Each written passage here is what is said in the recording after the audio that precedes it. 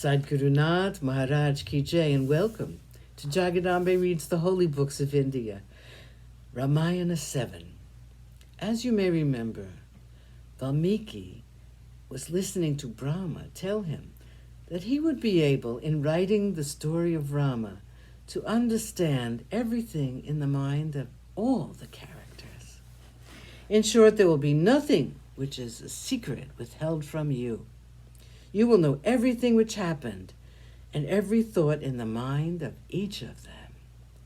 In this kavya which you are going to compose, there will not be a single word of untruth spoken.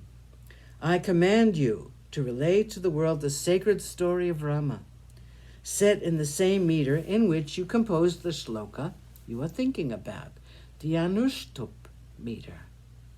The world will be much richer for the composition of yours. So long as the story of Rama is remembered in the world, you will also be remembered. Your name will be immortal because of what you are going to do. Brahma vanished from the presence of Valmiki after he had spoken these words.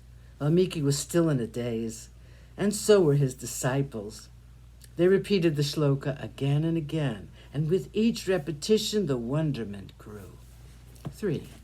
Valmiki composes the great poem. Valmiki touched water to purify himself. He then spread dharma grass on the floor and sat on it, facing the east. He closed his eyes and went into a deep trance. He thought of the task assigned to him, and he told himself, as the Lord has commanded, I will compose the poem in the meter which came to my mind and in the shloka form.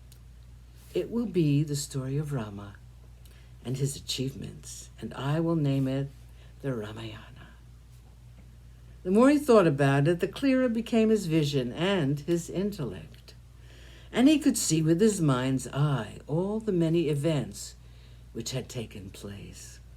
He could visualize the old King Dasaratha with his wives around him, looking at his 4 sons with eyes filled with joy and pride. And he saw Rama and Lakshman with Sita in the Dandaka forest. It was as clear to him as the palm of his hand. The great Rishi related to the world the glorious story of Rama, and the poem was full of noble thoughts and noble deeds, like the ocean is full of rare and costly gems. Valmiki remembered the manner in which Narada had spoken of Rama, and in the same strain he composed the kavya. It was made up of beautiful sounding words, words which were pleasing to the mind as well as the ears, words which were faultless in their formation, and their meaning was as clear as the waters of a placid lake in the Himalaya. In a short while he was able to compose the poem.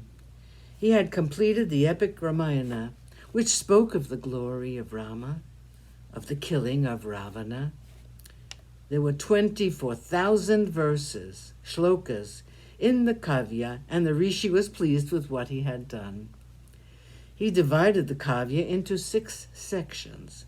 500 chapters were needed to relate the story in its completeness.